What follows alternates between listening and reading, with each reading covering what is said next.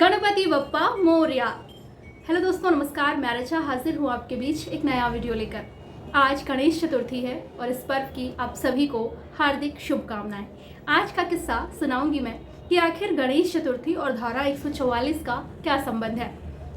दोस्तों, गणेश चतुर्थी भाद्रपद महीने की चौथी तारीख यानी कि चतुर्थी से लेकर 14वीं तारीख यानी कि चतुर्दशी तक 10 दिनों तक मनाया जाने वाला उत्सव है। और इस उत्सव को मनाने का प्रमाण सातवाहन, चालुक्य और राष्ट्रकूट वंशों के काल में भी देखने को मिलता है।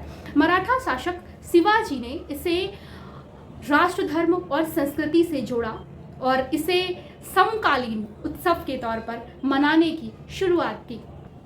मराठा शासनकाल तक तो यह उत्सव बहुत ही बृहद स्तर पर और सार्वजनिक उत्सव के तौर पर मनाया जाता था, लेकिन जब ब्रिटिशर्स भारत में आए और 1857 की क्रांति के बाद वे विशेष तौर पर भीतर से डर गए थे।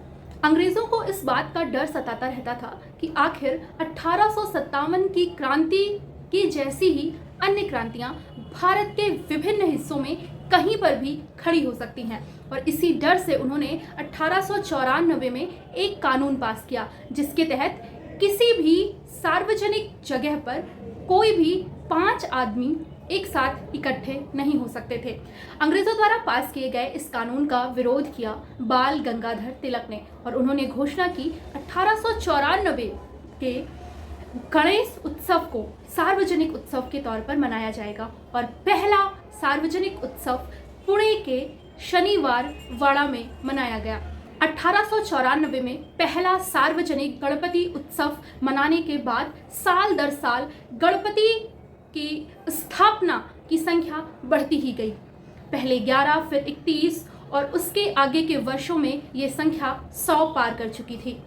विपिन चंद्रपाल, लाला लाजपत राय, चापेकर बंधु जैसे महान क्रांतिकारियों ने इन्हीं गणपति उत्सव के कार्यक्रमों में लोगों को जोशीले भाषण देकर उनके मन में स्वतंत्रता की जो चाह थी उसको और बढ़ाने का काम किया।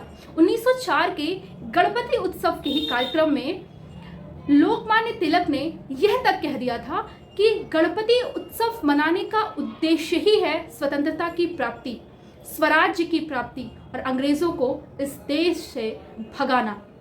जब तक स्वतंत्रता और स्वराज्य की प्राप्ति नहीं हो जाती तब तक गणपति उत्सव मनाने का कोई अर्थ नहीं है। कैसा लगा आपको हमारा आज का किस्सा? कमेंट सेक्शन में लिखकर ज़रूर बताइएगा और हमारे साथ बने रहिए ऐसे ही तमाम रोचक नए किस्सों के लिए। मिलेंगे फिर किसी रोज़, तब तक के लिए नमस्कार।